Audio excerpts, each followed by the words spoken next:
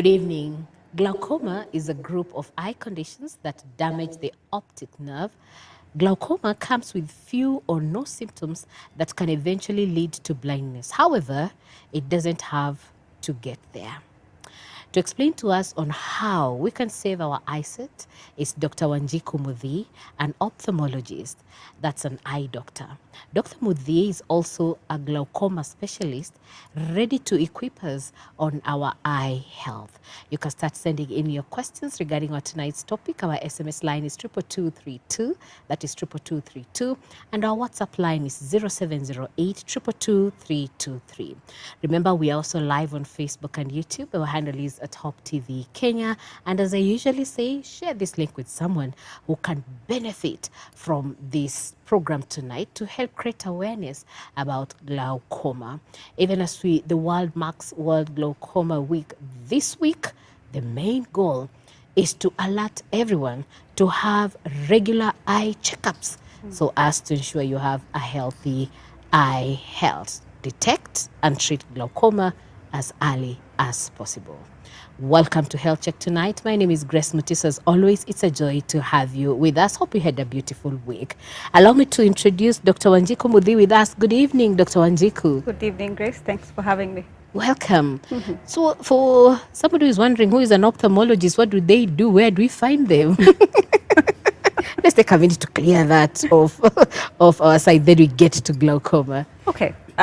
So as you rightly said, an ophthalmologist is an eye doctor, meaning we went through medical school and became a general medical doctor, did internship, then went back for a master's, did ophthalmology as a master's degree. So ophthalmologist.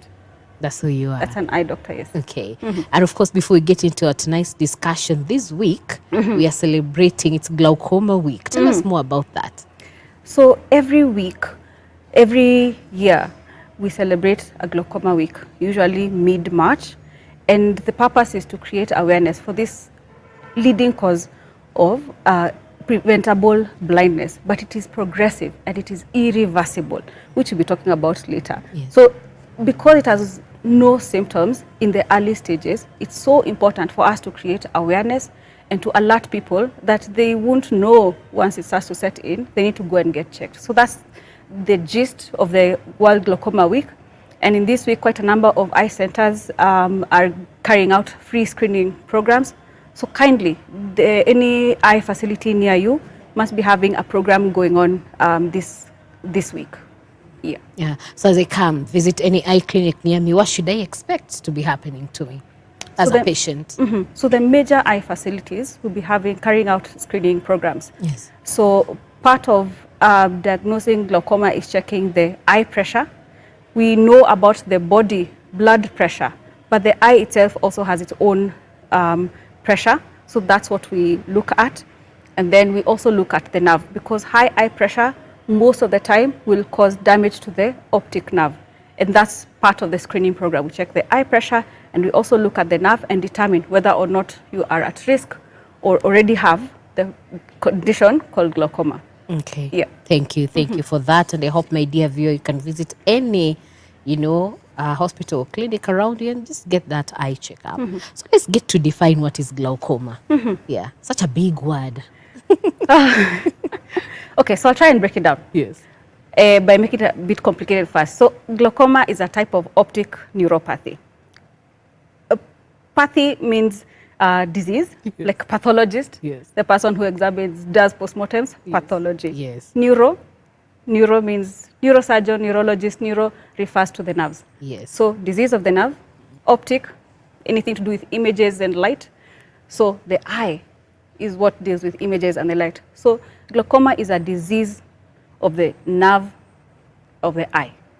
So I bet you know of other optic neuropathies such as toxic optic neuropathies like methanol-induced optic neuropathies, people who get intoxicated with illicit brews. That's a type of optic neuropathy. The ones who go blind. Those are the guys. Just took a drink, gone blind. There you go. So Yes. that's one type of optic neuropathy. Okay. Glaucoma is a different type of optic neuropathy. Okay. Yep. So what's the difference? So the difference can only, that's a good question, because the difference can only be determined once we look at the nerve That's in the clinic. We have to look at the patient's optic nerve and then carry out some tests that tell us damage from optic neuropathies manifest differently. So there are particular ways in which the optic neuropathy from glaucoma manifests. And that is what we're looking at when we carry out some of these tests. We look at the nerve, we do some tests that are called visual field tests. We check the visual field up, down, and sideways, and then we determine this is in keeping with glaucoma. As well as checking the eye pressures, they tend to be high in patients who have glaucoma. So those are the ways. Also taking history and finding out, have you ever been, had drinks, illicit brew, such. Okay. Yes. Yeah. I'm hearing you say a lot of eye pressure. I know we'll be getting deeper into it. But now let's get to the causes of glaucoma. So I'll break it down into two. You have primary causes of glaucoma, which is the most common. Primary meaning, to be honest, we don't know much about what causes glaucoma. What we have found about glaucoma is that, one, they tend to have high eye pressure. As I said, the eyeball itself tends to have its own eye pressure, and they're normally between 10 to about 20. And if it goes beyond 25, so there's a bit of an allowance. So if it goes beyond 25, the optic nerve is very sensitive to eye pressure. So once it starts to go high, the nerve starts to get damaged slowly over time. And it's a painless process that you may not notice until it's a bit too late. Hence the World Glaucoma Week. Yeah. So eye pressure has been found to be a very huge factor in causing glaucoma. Number two, age. Unfortunately, the older we grow, the damage just keeps setting in head to toe. And from the age of 40, we get a lot of glaucoma. Blacks, we are unfortunate that we get a lot of glaucoma. Perhaps it's something to do with the pigment. About 5% of patients above the age of 40, blacks, will have glaucoma. That's different in Asians. They tend to have about 2%. That's less than half of our population who get glaucoma. And in whites, they're less than 1%, some even 0.2%. So this tends to be quite prevalent in blacks. So very important for us to do screening, particularly after the age of 40. We found genetic predisposition in that if a parent or sibling has glaucoma, about 30% of those patients will have 30%, you have 30% risk of having glaucoma. Okay. So a huge study was done last year but one, and they found patients who have glaucoma, about 30% of them had a relative who also had glaucoma. So if you have a sibling or a parent who has glaucoma, very, very important that you keep checked every year. Yes. I liken glaucoma to any other chronic disease, diabetes, hypertension, in that just because this year we've given you a clean bill of health, doesn't mean you can't get it next year or the year after that. So annual checkup is very, very important, yes, but after the age of 40. Okay. So those are the primary ones, the ones who we are not sure we are looking at. Do you have a family history? So we're not very sure. We've just found it. Yes. Secondary causes are the ones which we can prevent. Yes. One is trauma, injury. So imagine glaucoma and eye pressure. Perhaps let me take you back a bit. Yes. I want to think about glaucoma as, where is this fluid coming from? There's fluid buildup inside the eye, but where is it coming from? The eye produces a liquid called aqueous humor. May I demonstrate? Please do, go ahead. And that's different from the tears. This is completely different. Thank you. That's a good question. So this is completely different from the tears. So the tears are on the outside. Yes. This aqueous humor that I'm talking about is on the inside. So this is my eye model. Yes. And on the inside, this is the lens. Okay? So these two surfaces have no blood supply of their own. They're supposed to be clear, like a clean window, so that light goes through without any distraction or diffraction, right? Yes. So because of that, they don't have their own blood supply, they don't get their own nutrients. So the eye comes up with, they filter blood from back here. Yes. And that liquid is called aqueous humor. So its purpose is to feed these two parts of the eye that don't have their own blood supply. Yes. So this liquid comes out from the back, and it comes out all the way through the pupil. Pupil is just a door, an opening, comes out to the front. Okay? Yes. So sometimes this drain So it's like a sink and a drainage. Yes. So sometimes when you're doing your dishes, the sink gets clogged. So that's kind of what happens. So if you have injury, you have bleeding inside the eye, the blood goes and blocks the outlet. So you'll have increase in the eye pressure. Yes. Something else that can cause, so really to avoid injury as much as you can. Yes. Another thing, and this is very common, that we go get over-the-counter medication that works very quickly and always makes our eyes white. So once your eyes are red, you go buy over-the-counter medication, and steroids are very good at that. They clear your eyes very quickly, but they also predispose you to, to increase in eye pressure. They go into the eye and sometimes can block the function of the drainage, so it reduces your ability to drain the excess aqueous humor. Yes. And we've actually lost quite a number of eyes because of prolonged use of these steroids. So it's very inadvisable to use over-the-counter medication. Kindly, if there's an eye problem. What do those look like, over-the-counter medication? The over-the-counter eye drops that we go and buy when we say, I have a red eye, and we're given over-the-counter. Not safe at all. So especially prolonged use is not a good idea. We, as blacks, have high predisposition to steroid response. Steroid response means we put in the eye drop, it blocks the exit for the liquid, for the aqueous humor, and our pressures go up. And if that happens over a long period of time, we get the glaucoma that you're talking about. Yep. So the things that are preventable, those are the secondary causes. Yes. The primary one? There's not much, unfortunately. We also talked about alcohol.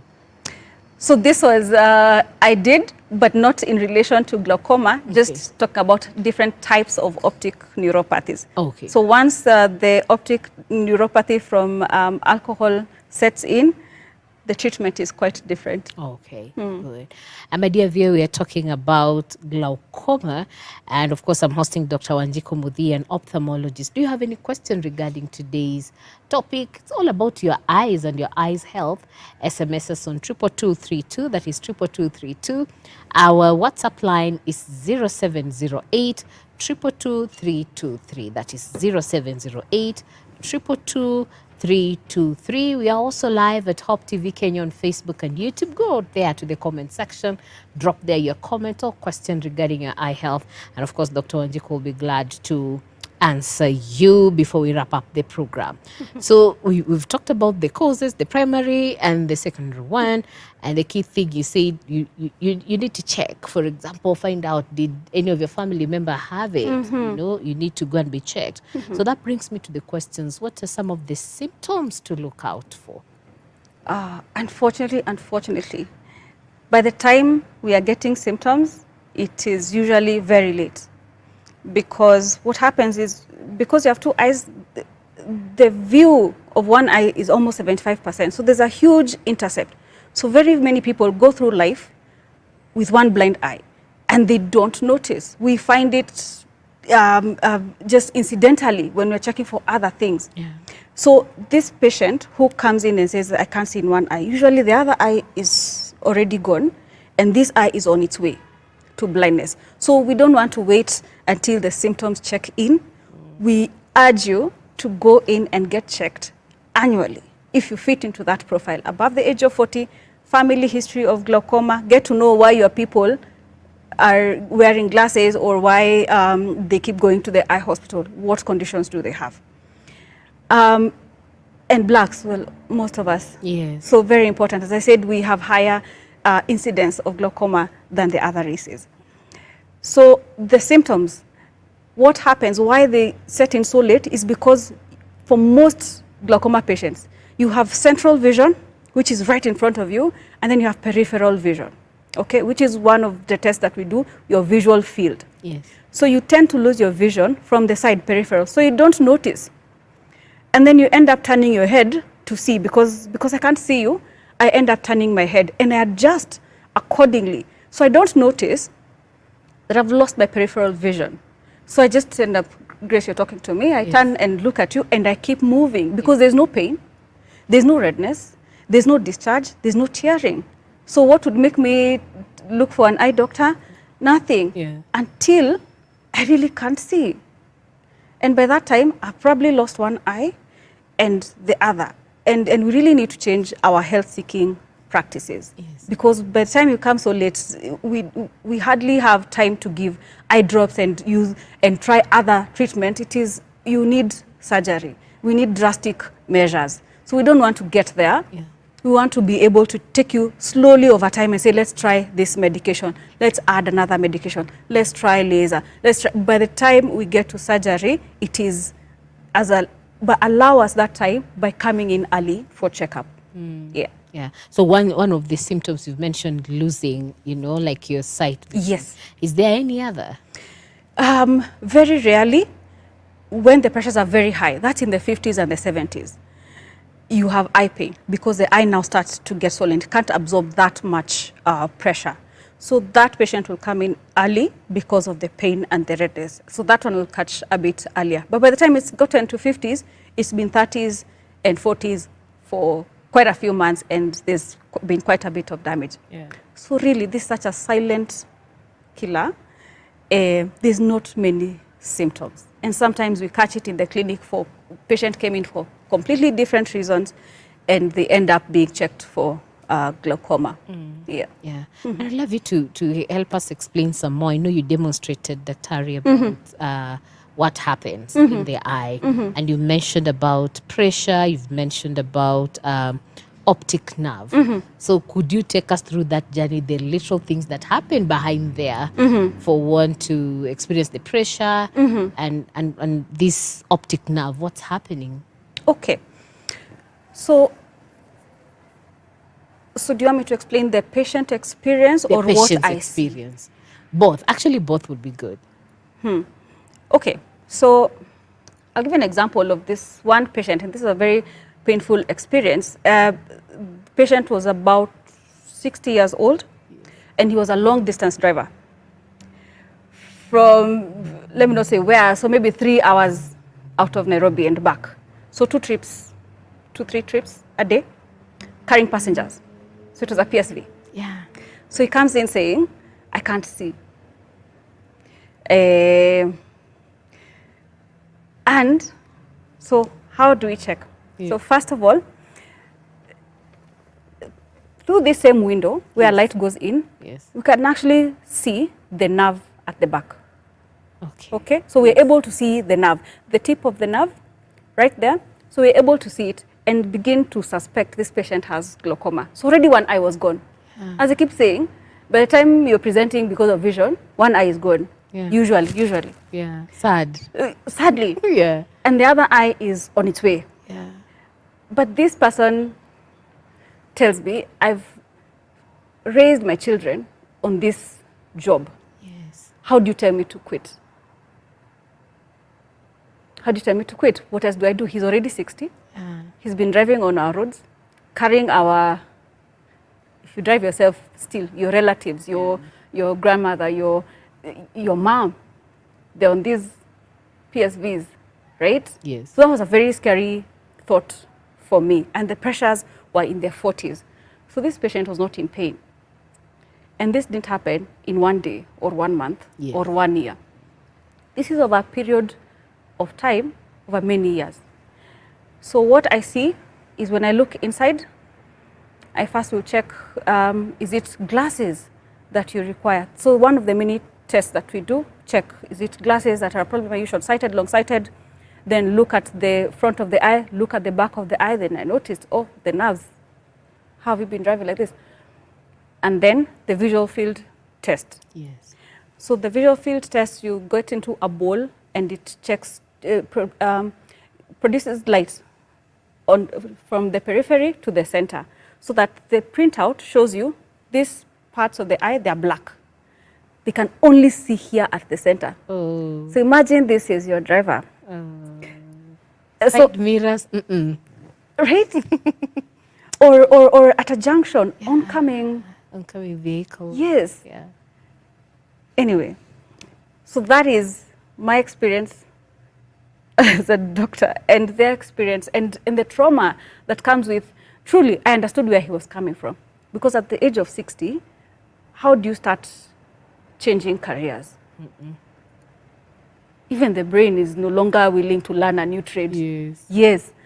So that was my experience and the experience of the patient. And that was difficult.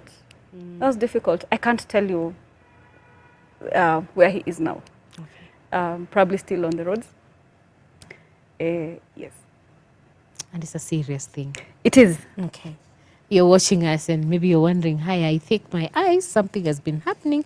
Please send us those questions. Send us those questions on 22232 and on 0708 222 323. And of course, Dr. Wanjiku will be glad to answer you. Before we go on a break right here, let's talk about the different stages of glaucoma, if there are any. There are, and that's a really good question, because you have mild glaucoma when the damage has just begun. Okay, so there are some parameters that we use when you do the tests and they tell us this is mild glaucoma, and the interventions for mild glaucoma are so wide, and we have a lot of time. As I keep saying, it's a progressive, slowly progressive. So once we catch it, it's not an emergency that we need to work on it now. No. So we have time, we can put eye drops, we can change the eye drop, which one works for you. Can we do laser? Different types of non-invasive surgeries that are much more friendly than what we would do in a patient who has. So we have mild, moderate, severe, and unfortunately we also have end-stage glaucoma, which is where truly the patient is completely blind. This condition is progressive and cannot be reversed. It's irreversible. So end-stage means there's not much we can do about it. We're now rehabilitating this patient. Yeah. So we have mild glaucoma, which is where we want to catch you at. Yes. And then we have so much time and options for you. Yes. Something else I need to mention is that in blacks, it's much more aggressive. So the earlier we get it and manage it, the better. It's much more aggressive in younger patients than in the older ones. Which age? If you're talking about young, which age is that? So still, the younger they are, the more aggressive it is. So I have patients who are in their 30s who have glaucoma, and it's much more aggressive than it is in maybe a 60-year-old. So the interventions would be much more aggressive in a 30-year-old who has a much longer life ahead of them than would be in, say, an 80-year-old. I'd be more conservative in terms of management if I was dealing with an 80-year-old. Yeah. So you have mild, moderate, and severe glaucoma, and then you have end-stage glaucoma. Okay. Yeah. What happens in the middle? You know, you said mild, yeah, severe, then end stage. At least end stage, you've told us, nothing to do. We trust the Lord to help you as we rehabilitate. So in these other two stages, what happens there? So, depends on, so this grading is based on how much damage has already happened to the nerve. So if the damage has just started, then we have a bit of time. Moderate means the damage is a bit average. So then we need to follow more keenly. We need to do a bit more. So we're not as aggressive still, but more keen, right? For the severe, then our options are limited in terms of interventions. So we need to be more aggressive and consider the lifestyle of the patient. Are you able to do the drops? Do we need to do surgery? Quite a number of considerations, but much more aggressive in severe cases. And mono eye patients. So if a patient has a moderate disease but only one functional eye, then the approach would be a bit more aggressive than if they had two functional eyes and both of them had moderate. So quite a few of thoughts to take into account while we're looking and assessing the patient. Okay. Yeah. Okay. And now let's talk about diagnosis. So I've walked in to see Dr. Wanjiku, and I'm like, I've just come for a checkup. So take us through the ideal diagnosis to say this is it. Okay. So if you just come, first thing always is to take history. Is there anything particular that has made you walk in? Do you have red eyes? Do you have a family history of glaucoma that has made you think I also should get my eyes checked? Because that's important. Yes. Did you hear somewhere that it's glaucoma week and you want us to focus on glaucoma? That's also important. Then I make sure I tell you this is the etc. Yes. So first, the history. Yes. Family history, very important. Any history of any conditions that you have. There are some conditions that actually will be affected by some eye drops that we give. So patients who are asthmatic, have cardiac problems. So sometimes I ask patients intrusive questions. They tell me, focus on the eyes. glaucoma, jamani, patience. Be kind. Just today, Focus on the eye. That's what brought me here. earlier today, I Yes. had a patient who had a history of bleeding, Yes. heavy bleeding. Yes. And I was really focusing in on that because reduced perfusion, reduced blood volume in the body will affect the blood supply to the eyes and to the optic nerve. Yes. And I thought that was what might be contributing to the damage that I was seeing in her nerve. Yes. And she said, hiyo imeisha, wewe angalia macho. I thought, mama, Yeah. it's important. So yeah, it happens a lot, but the body is one. Yes. So anything that happens in the rest of the body will also show up in the eyes. So diabetes will show up in the eyes. Hypertension is not well controlled, it will show up in the eyes. So there are conditions that will affect the eyes and also some medications to put in the eyes that will affect something else in the body. Okay? So I will ask about any other conditions that are in the body and ask about, I've mentioned about family history, any history of injury. We mentioned injury. Yes. So it's unfortunate that injury can happen even 20 years back and start to cause eye pressure 20 years later. What would injury look like, Doctor? You know, when you talk of injury, somebody would think being boxed or something falling. Actually, that's exactly it. So not minor injury like, you know, I poked my eye or my child, you know, not minor injury, like a blow, a proper blunt injury. If you are hit, if you're in a car accident, those are the questions that I tend to ask. If you are punched in the eye, if you were involved in in a road traffic accident, if you are hit by thugs, those kind of injuries over time can actually cause glaucoma. History of eye surgery. There's some surgeries, especially in childhood, that in adulthood can manifest, can end up causing glaucoma. So those are some of the questions that we ask. So first, a thorough history taking. Yes. Then after that, examination. So one of the things we check, eye pressure. Eye pressure taking can be a bit uncomfortable because we need to touch the eye. Like literally? Not with the finger, but there's a gadget to touch the eye to check the eye pressure. Okay. So that's usually a bit unnerving for my patients, but it's necessary. So that's one, checking eye pressure. And then checking the eye, the outside. Is there anything that could be causing, is there any blood clots, is there any inflammation, anything that is blocking the outlet, our sink, as we called it? Yes. Is there any lens swelling? Sometimes the lens can swell and cause blocking of the outlet. So checking all the things that can be causing high eye pressure. And then finally looking at the nerve and trying to determine how much damage is there. Do we actually have damage? Sometimes you just have high eye pressure and you don't have damage. So such things are what we look at. And then if necessary, then we move on to the test that I was talking about, checking your peripheral vision. Yes. On a case-by-case basis, depending on which patient needs this test and which one doesn't. Because the test can be a bit expensive, especially the first time that we encounter such a patient. Yes. There's quite a bit of cost implications, but the earlier we do it, the better. The better. Okay. Yeah. You can take advantage of the free checks that you're having this week, the International Glaucoma Week. Allow us to pause here for a quick break. When we come back, we'll be sampling some of your questions and comments on 22232, that is 22232, and on our WhatsApp line 0708 222 The numbers are right at the bottom of your screen. Send in your questions, and Dr. Wanjiku will be glad to answer you. You know, I've just been thinking, ladies and makeup, can makeup affect you to have glaucoma? Let's have the break. We'll come back. Dr. will answer us. This is Health Check.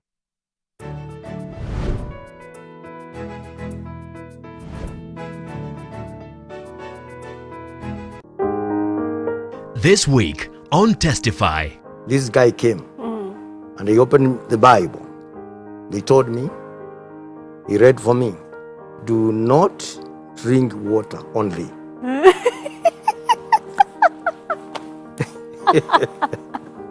When I attempted to drink, most of the half of it fell on my chest. You are still shaking. I'm still shaking. So the guy here, he told me, now I have known why you are shaking. The place where we read, it said wine. This is alcohol. We have to change. Hope TV. Look and live. every Wednesday at 7:30 p.m. Spotlight. Do you feel like they are in a place where they can effect a Barack Obama moment? When you hear the word of God and you hear Jesus is speaking, Real talk on real issues. You know, the Bible says faith without works is dead. The truth of the gospel that will survive the time is not a health and wealth gospel. When there is time to harmonize and bring one composite amendment. With idealistic, thought-provoking guests. So people come to be serviced, to be encouraged, to be empowered. When the storm is over, you desire the closeness you have with God. Hosted by Reverend Edward Furi.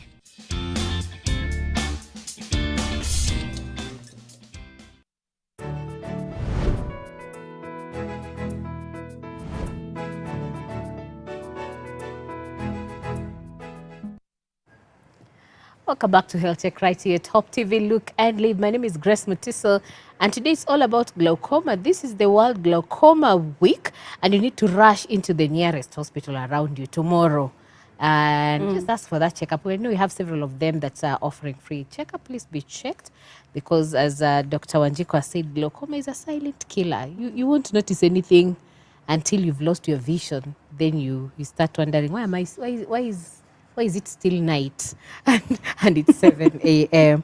And of course, we're looking forward to having your questions. 22232 and 0708 222 That's our WhatsApp line. Drop there your questions. We'll be glad to answer you. Before we went on a break, I know ladies are saying, you know, eyes, they are a very important part of women's body. And we love the makeup, and we love using different products and all that. Could that be causing a lot of pressure in the eyes? And could it cause glaucoma or any other form of disease? Okay, so for glaucoma, no. Okay. Right?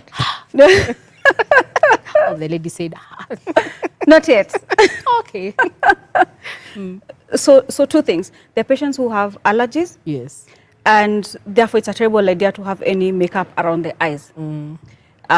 So if you have allergies, eye makeup, particularly on the lashes and on the eyelids, might want to stay away from that. But you can do the rest of your face. Enjoy your face. Okay. Number two, Yes. infections. If we don't clean our brushes, if we share the mascara Eyeliners. ones and the what are they called? Eyeliners, mascara and eyeliner. Yes, those ones. Yes, so that's very risky and prone to getting infections. So cleaning your brushes is very important, and also the mascaras and the eyeliners also. Okay. Hygiene, yeah. So that you don't get infections and styes and whatnot. Okay. Yeah, but this is just on the outside. So the inside of the eyes is safe from your makeup. So Yeah. enjoy. And men, football, you know, especially World Cup, you know, and these matches they have, and they are glued on their screen for hours, watching match after match. So we don't want to talk about how the ladies are glued to the soaps. You are banned. Okay, yeah, scream. So all of us. I was trying to be gender sensitive to the questions coming in. Yes. All right. So, so there are those who are particularly sensitive to the blue light. Yeah. And there are those who really don't mind. I find that the older we grow, the more sensitive we are to light and to prolonged stays in front of the screen. So one thing is that we are tiring our eyes. Our eye muscles are straining from focusing so much for a long period of time. So needing constant rest. Another thing is the light might be affecting. Yes. And you find the eyes are sensitive to light. So that's an opportunity to get blue block glasses, or the specific computer glasses. So that is separate from glaucoma, but it's always important to be comfortable when you're working, but also to give your eyes a break. Okay. Yeah. Thank you. A sample a question that has come in. One of our viewers, thank you so much for watching us, saying this topic on Hope TV is very educative. Please ask Dr. Wanjiku, what causes watery eyes?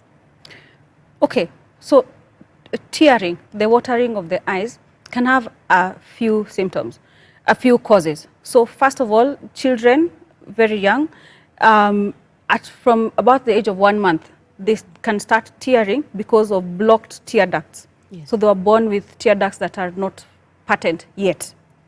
So you can find a child tearing all the time, and they're not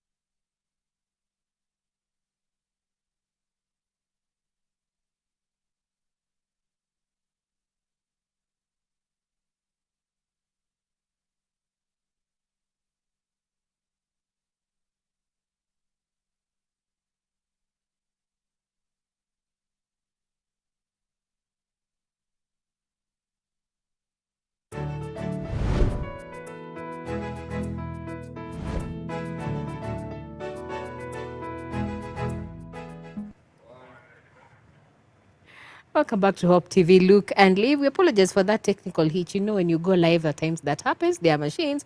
But we are back on Health Check. We're talking about glaucoma.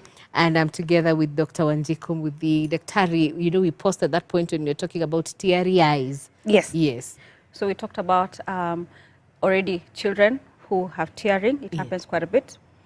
And one other cause is infections, whether viral or bacterial. So if you have a flu and have teary eyes, happens quite a bit. And the third one that I was explaining before we went off air was tearing that happens paradoxically. Yes. That the eyes always have a tear film. It's the same way the mouth always has a bit of saliva. So it produces more when there's a reason, a feast. Yes. The eyes also produce excess tears when there's an emotional reason, but always there's a tear film on the eyes that keeps the eyes lubricated. Yes. So as we grow older, unfortunately, as we grow older, for women about the age of 50, and for men a bit later, around the age of 60, so there's a hormonal component. So even in pregnancy and with hormonal contraceptives as well, we tend to get dry eyes, meaning the tear film is not the best. It keeps drying out. Yes. And tears are not just water. They have an oil film on top of it that prevents fast evaporation. So if any of the components of the normal components of the tears are interfered with, for whatever reason, even diabetics, actually diabetics tend to get dry eyes quite a bit. They end up tearing a lot. So the eye, one part of the tear film component is overproducing tears, which is the fluid part. Yes. Tends to overwork to compensate for the other parts of the tear film that are not functioning properly. So you end up with watery tears that keep evaporating and they keep overflowing. Yes. Because the eye is still feeling dry. I don't know if that makes sense. Like one arm is overcompensating for the one arm that is not functioning. Yes. So what we end up doing is, unfortunately, I'll keep saying this, as we grow older, even the skin gets dry. Yes. So you have to keep changing and modifying the lubricants and the type of lotion that you're using on your skin. Similarly, the only solution for excessive tearing, once we determine that it is because of an age-related cause or for diabetics in their case, that we end up giving lubricants, which is just like lotion, which they can keep putting in their eyes every time they have tearing. They actually tend to resolve. Okay. There are some, unfortunately, that cannot be taken care of permanently, and it becomes a chronic problem, so they always have to be on lubricants. Okay. Then let's talk about the treatments for glaucoma. Okay. So I've kind of been alluding to this all through, that treatment is one based on the severity of the condition.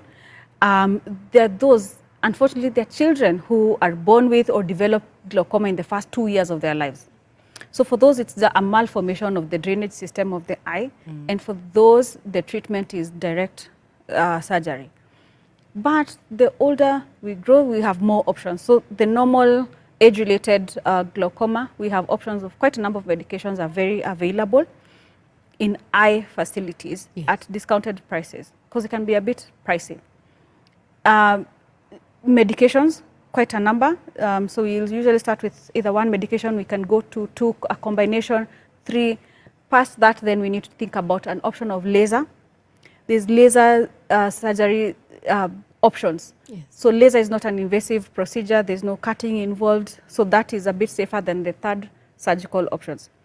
Even for surgical options, there are options that are minimally invasive, and then there are surgeries that involve cutting, and then there are tube or shunts that we can also place inside the eyes to act as a drainage. So case by case, also greatly dependent on the cause of the glaucoma, and that guides us in knowing the intervention. So we actually have quite a number of options for glaucoma patients. And it varies per patient. And it varies per patient. So you might find even in the same patient, one eye gets this kind of management and this other eye gets this varied type of management. Okay. So even eye per eye. Yes. Yeah. Can glaucoma affect both eyes, or it's just one eye?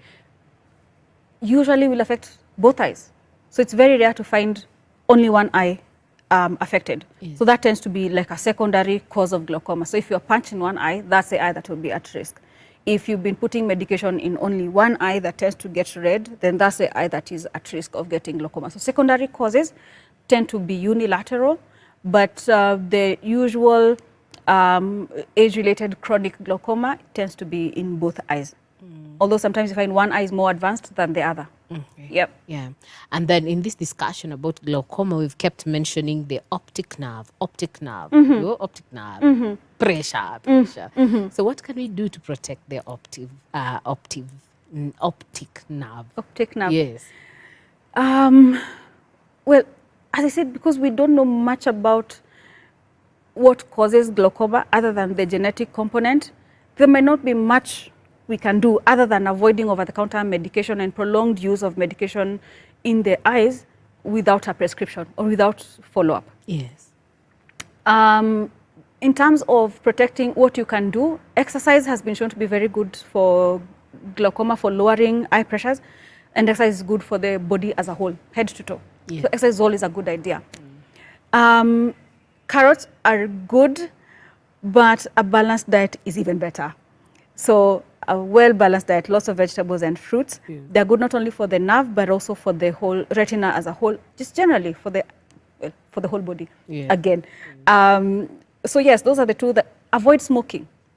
Avoid smoking. Smoking is bad for the whole body, head to toe again, yes. But the eyes are particularly sensitive, along with the lungs. Yes. Particularly sensitive to smoking. Smoking can cause macular degeneration, can damage the optic nerve. There's quite a bit of damage that can be caused by smoking. Yes. So avoid smoking. Okay. Yep.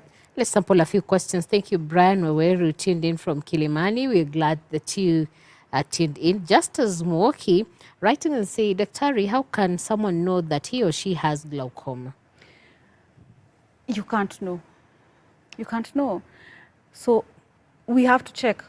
I also cannot look at you and determine that you have glaucoma. Yes. I have to do it in a clinic setup where we check your vision, and I have to look at the optic nerve. So I have to have the machines with me to look at the optic nerve. So I can't know, and you can't know either until we're in a clinic setup and we do the full examination. Check your eye pressure, check the optic nerve, and then work from there. So we will not know. So the best thing, please visit your nearest ophthalmologist. Sami Njogu, thank you for watching us, is saying via YouTube, very informative. So how exactly is glaucoma treated, given that there are no symptoms before blindness? World Glaucoma Week. Check. Annual checkup, especially after the age of 40. That is how we catch it and catch it early, because there won't be any symptoms unless it is very late. So once we have discovered that a patient has glaucoma, then we can start giving eye drops, or we advise according to the stage of glaucoma when the patient has come. Okay. So here there's no, unfortunately, there's no shortcut. There's no shortcut checkup. Yes. Okay. Yeah. Thank you. Wanjiku, thank you for watching. Wanjiku is saying, my brother lost his eyesight after a very high blood pressure. Is there any hope for his recovery? I don't have good news for you. I'm sorry. I don't have good news for you. I talked about the stages of glaucoma. Yeah. So one, I would want to know the level of blindness, because even blindness has its own categories. If the damage has already happened and we are talking about end-stage glaucoma, we are now talking about low vision assistance. We are assisting this person to live with that disability.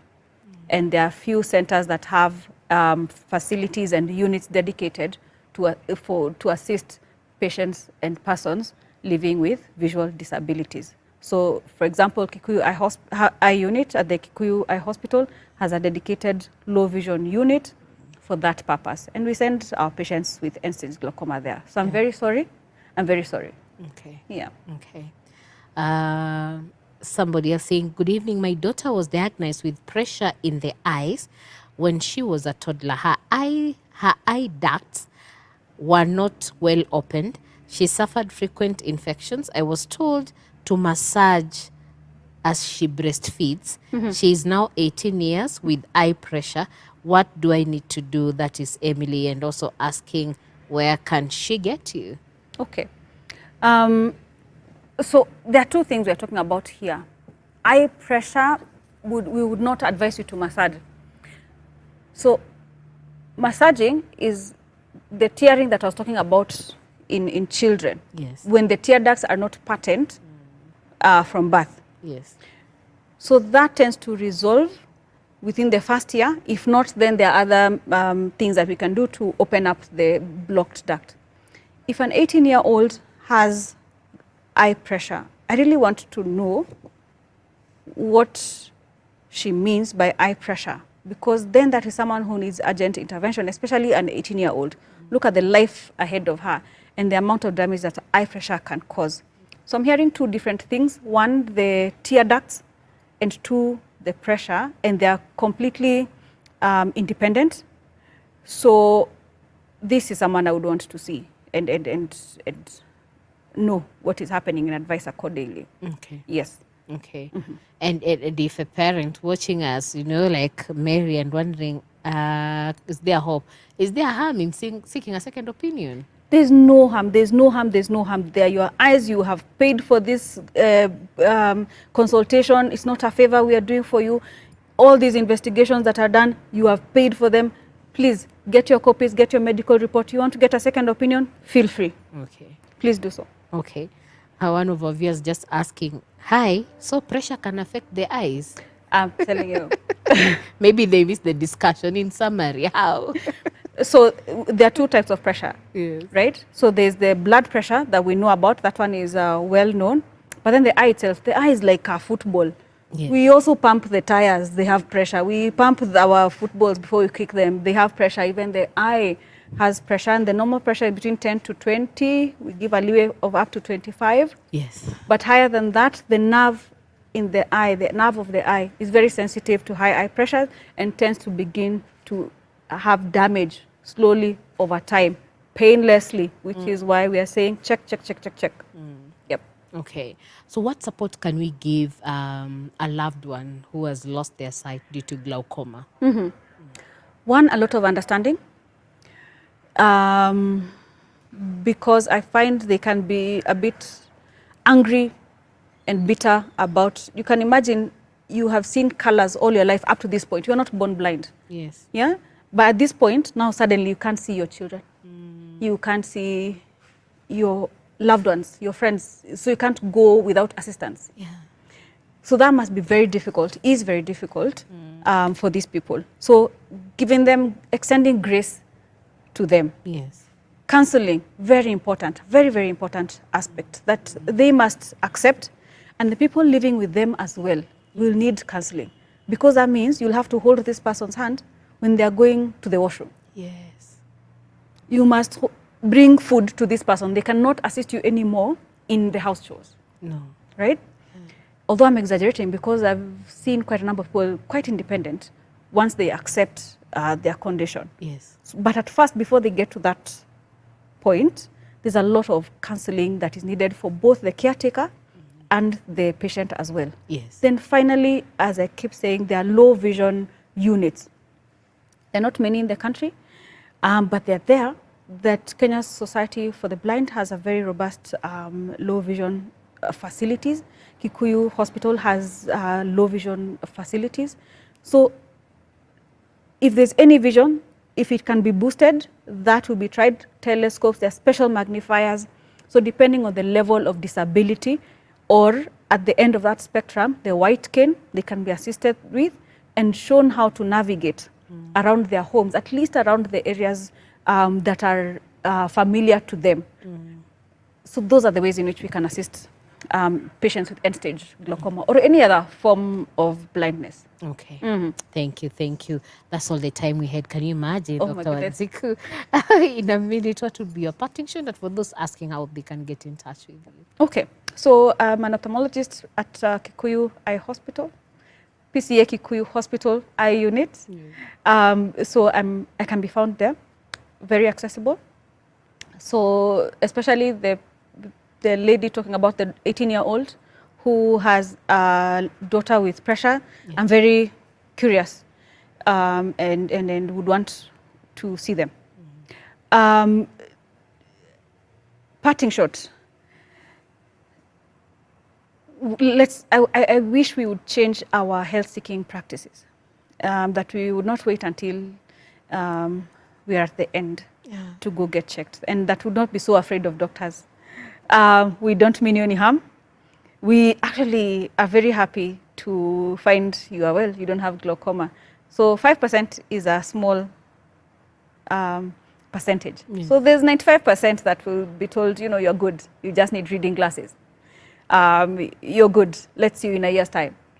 But for that 5% that we get a condition that we can intervene early and prevent blindness, that is our joy. Yes. So kindly check. Check. Yes. Thank you. You're welcome. Thank you, Dr. Wanjiku. We appreciate you. It's been an informative session. And of course, take home, please go and get checked. God bless you. Thank you. Amen. You too. That's all we had for you on Health Check Edition tonight. My name is Grace Muthee. Wish you a blessed night. Remember to join us again next week, same time, same station. Of course, a different topic and a different guest right here on Health Check. Have a beautiful one. Keep it at Top TV. Look and Live. Of course, news is coming up and many other programs lined up for you. Shalom and God bless.